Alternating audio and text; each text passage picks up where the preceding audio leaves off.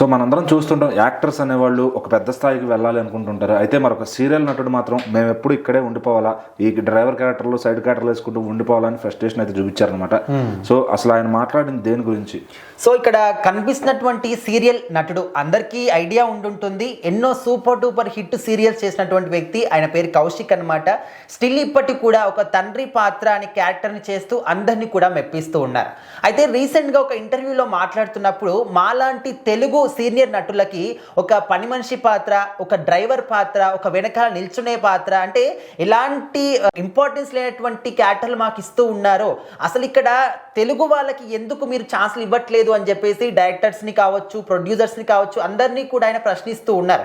అంటే ఇక్కడ తెలుగు వాళ్ళ గురించి మాట్లాడుతున్నా అంటే వేరే వాళ్ళని కించపరిచే విధంగా వేరే వాళ్ళు ఎందుకు తీసుకొస్తున్నారని చెప్పేసి నా క్వశ్చన్ కాదు. సో ఒక సీరియల్లో 10 మంది నటీనటులు ఉంటే అందులో 9 మంది కన్నడ వాళ్ళే ఉండడం, ఒకే ఒక్కరు తెలుగు వాళ్ళు ఉండడం. సో ఇదే విధంగా ప్రతి ఒక్క సీరియల్లో కూడా కామన్ అయిపోయింది.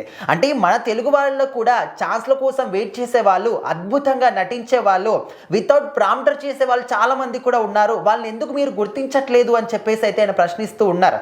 సో మనకు తెలుసు కన్నడ వాళ్ళు ఇట్లా అంటే వాళ్ళకి తెలుగు కూడా సరిగ్గా మాట్లాడడం రాదు. వాళ్ళకు ప్రాంప్టింగ్ లేనిది వాళ్ళు ఒక డైలాగ్ కూడా చెప్పలేరు. వాళ్ళకు సీన్ క్రియేట్ చేయాలి అంటే వెనకాల నుంచి ప్రాంప్టింగ్ చెప్తే తప్ప ఒక డైలాగ్ సొంతంగా వాళ్ళు చెప్పలేరు. సో ఆ విధంగా వితౌట్ ప్రాంప్టర్గా మీరు ఒక్క హింట్ కూడా లేకుండా అనర్గళంగా మాట్లాడేటటువంటి నటీనటులు మన తెలుగులో చాలా మంది కూడా ఉన్నారు. సీనియర్ నటులు కావచ్చు, యంగ్ నటులు కావచ్చు.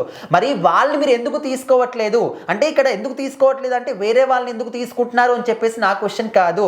ఇప్పుడు ఒక సీరియల్లో ఒక 10 మంది నటీనటులు ఉంటే ఒక 5 మంది తెలుగు వాళ్ళని ఉంచండి, ఇంకో 5 మంది వాళ్ళు ఉంచండి కన్నడ వాళ్ళని, అందులో తప్పులేదు. కానీ 9 మంది కన్నడ వాళ్ళు ఉండి ఒకరు తెలుగు వాళ్ళు ఉంటే వాళ్ళకు కూడా ఒక మంచి క్యారెక్టర్ కాకుండా ఒక డ్రైవర్ క్యారెక్టరా, పని మనిషి క్యారెక్టరా, బయట ఉండే క్యారెక్టరా, వెనకాల నిల్చునే క్యారెక్టరా, ఈ విధంగా కించపరుస్తూ చేస్తూ ఉన్నారు. దయచేసి ఒక ప్రొడ్యూసర్లు కావచ్చు, డైరెక్టర్లు కావచ్చు, ఇదొకటి గమనించండి అని చెప్పేసి అయితే ఆయన చాలా ఎమోషనల్ అవుతూ ఫీల్ అవుతూ మాట్లాడడం జరిగింది. సో ఓన్లీ కౌశిక్ గారు అని కాదు, చాలా మంది కూడా మన ఇండస్ట్రీలో ఉన్న వాళ్ళు ఉన్నారు. తెలుగు వాళ్ళు చాలా మంది కూడా నిరుద్యోగులుగా మిగిలిపోతూ ఉన్నారు. ఒకప్పుడు మంచి సీరియల్ చేసి మంచి పేరు పొందినటువంటి నటీనటులు కూడా ఇప్పుడు రోడ్ల వెంబట తిరుగుతూ ఉన్నారు. సో వాళ్ళ పరిస్థితి ఏంటి? మీ వల్ల వేరే వాళ్ళు, వేరే నటీనటులు, ఇప్పుడు మన తెలుగు వాళ్ళు కన్నడ సీరియల్స్ నటిస్తున్నారా? కనీసం వాళ్ళు ఛాన్స్లు ఇస్తున్నారంటే అది లేదు. మరి అలాంటప్పుడు మీరు వాళ్ళకి ఎందుకు ఛాన్స్లు ఇస్తున్నారు అని చెప్పేసి అయితే అడుగుతూ ఉన్నారు. సో ఖచ్చితంగా ఇది మాత్రం గమనించాల్సినటువంటి విషయం అన్నమాట.